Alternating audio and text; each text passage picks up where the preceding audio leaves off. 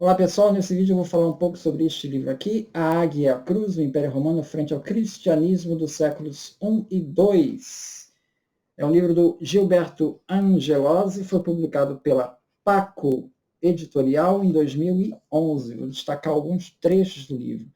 Bom, o livro ele é muito interessante, ele faz uma análise dos eventos aí que marcam a perseguição de Nero contra os cristãos, tal como relatado por Tácito, por Suetônio, e fala também da carta de Plínio, né? A carta de Plínio Jovem, que ele escreve, ele era governador lá na Bitínia, ele escreve para o imperador Trajano, na época, para saber o que fazer com os cristãos.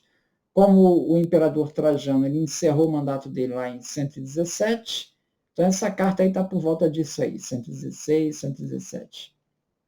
Então, o autor, né, o Gilberto, ele faz um encadeamento entre essas três cartas, que na verdade elas estão muito próximas, né? Tanto Tácito quanto Suetônio, eles vão escrever aí por volta dessa época também, de 120. Então, eles se conheciam, eles eram amigos pessoais, então existe ali uma troca de informações entre eles sobre os cristãos, e isso aparece nas cartas, nesses relatos que eles fazem, né? Então, o livro também destaca a perseguição, então, eu falei da perseguição de Nero, começa falando da perseguição de Nero, e fala também da perseguição de Domiciano, né? O termo Kyrios, ele era usado para se referir ao imperador, já no tempo de Nero, como aparece em Atos 25 e 26, 25, versículo 26. Talvez ali, na sua versão da Bíblia em português, você não veja, né, essa palavra sendo usada, mas se você ver a versão em grego, aparece o termo Kyrios nesse trecho de Atos, referindo-se ao imperador romano. Vespasiano foi reconhecido como Salvador, Sóter. O filho mais velho de Vespasiano, Domiciano, exigiu que fosse reconhecido como Dominus et Deus Noster, nosso Deus e nosso Senhor. Então, e criou também uma ordem sacerdotal conhecida como Flaviales. Uma das razões para as perseguições de Domiciano, segundo Gilberto, seria a crescente hostilidade entre cristãos e o império. Um dos fatores pode ser o fato dos cristãos atribuírem a Cristo os mesmos títulos que eram reservados ao imperador, tanto Quírios quanto Sóter. Então, essa perseguição aos cristãos de Domiciano, né, o História Eclesiástica, capítulo 17, Eusébio de Cesareia, ele vai se referir à expulsão de homens ilustres do patriciado, que se opunham ao imperador, junto com os cristãos. Esse relato, ele confere com o relato do Suetônio, quando ele fala da vida de Domiciano, ali no capítulo 10. Então, é um relato do Eusébio de Cesareia que está batendo com o relato do historiador Suetônio. Tá? Essa condenação atingiu cristãos, também atingiu astrólogos. Então, perseguição na época aí do Domiciano. Outra passagem que ele se refere também no livro é uma que ele se refere a uma pintura, na verdade um grafite, que foi descoberto no Palatino em 1857, né, no Monte Palatino. É uma pintura, deixa eu ver se acho aqui. Aqui, ó. Onde aparece aqui uma crucificação, uma pessoa crucificada, e um texto escrito: Alexameno adora seu Deus. Tá? E quem está sendo crucificado aparece uma figura de um asno. Né? Essa, curiosamente, é a primeira figura de crucificação de Jesus. Na verdade, é uma zombaria. Né? Uma zombaria feita contra os cristãos. E marcado também por um sincretismo com rituais egípcios, né? Essa referência ao asno. Né? Isso mostra como que os cristãos eram reconhecidos ali pela população. O grafite é feito pela população. Né? Então, a imagem dos cristãos perante os romanos era essa.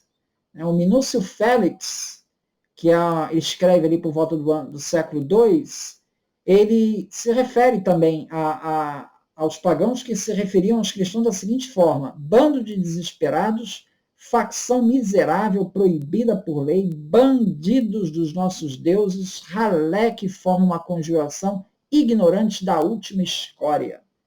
Essa era a imagem dos cristãos. Tá? O mesmo texto do Minius Félix faz referência à fama dos cristãos como incendiários. Então, aquela referência do Tácito, do incêndio de Roma, no tempo de Nero, que Nero acusou os cristãos, parece que repercute ainda no século II ainda. Né? O Tácito escreve isso nos Anais 15 e 44.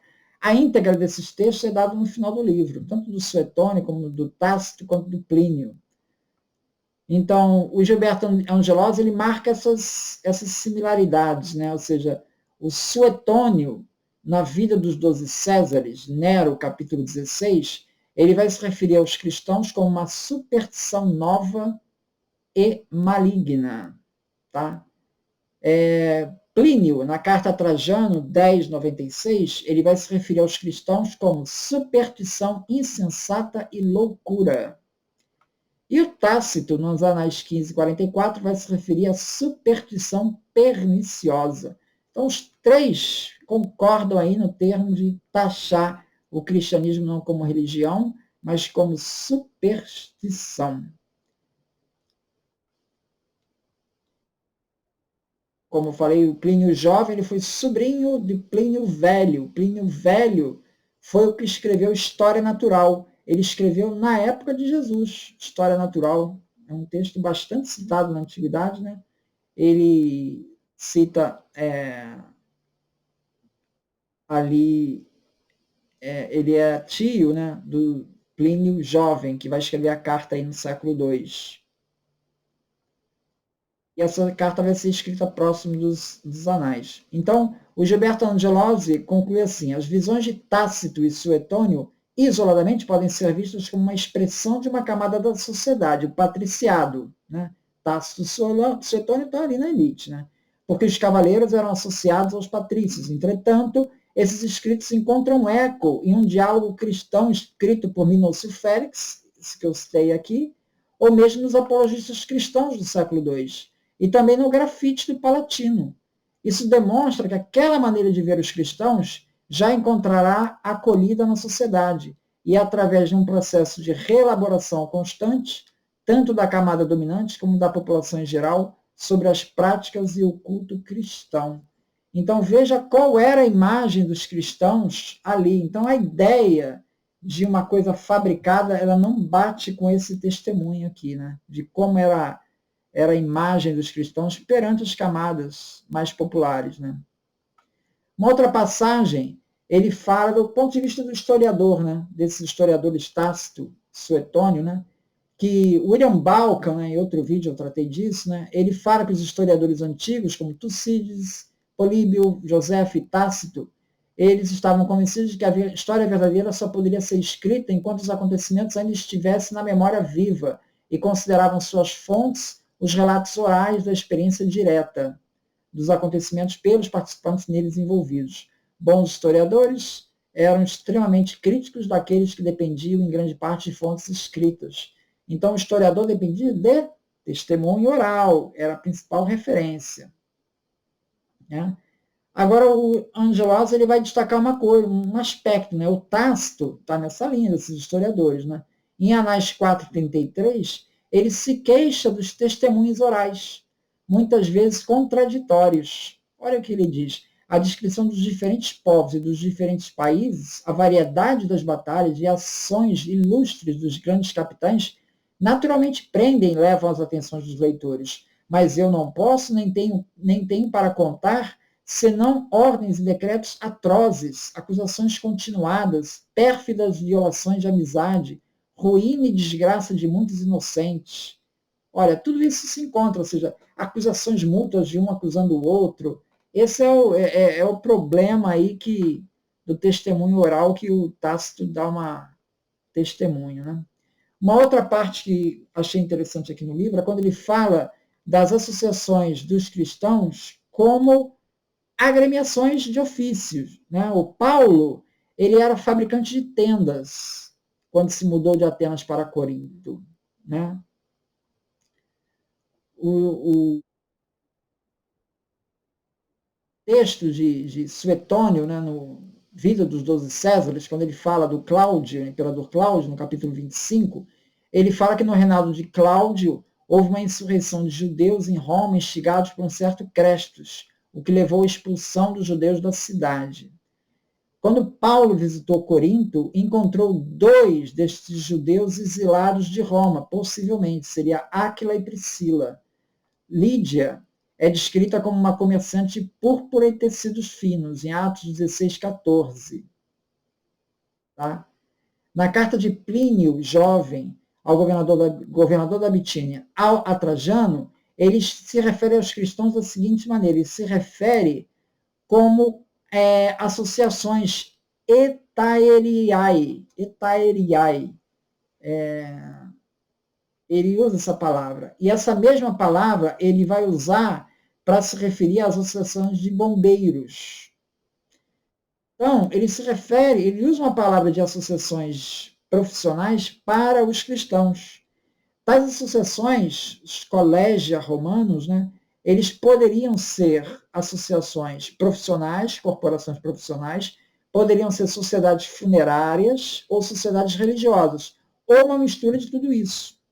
Celso, no século III, ele escarnece os cristãos por se reunirem em oficinas de sapateiros e pisoeiros. Essa afinidade profissional entre os cristãos poderia ser usada para justificar as constantes viagens de Paulo, Prisca e Áquila, sendo conveniente em certos casos para as autoridades políticas reconhecer essas comunidades estrangeiras como entidades autônomas, que gozavam de alguma autonomia social. Então, é interessante ver essa associação com as corporações, né? De alguma maneira, isso serviu de um escudo para proteger os cristãos. Então, é isso. Muito obrigado, então.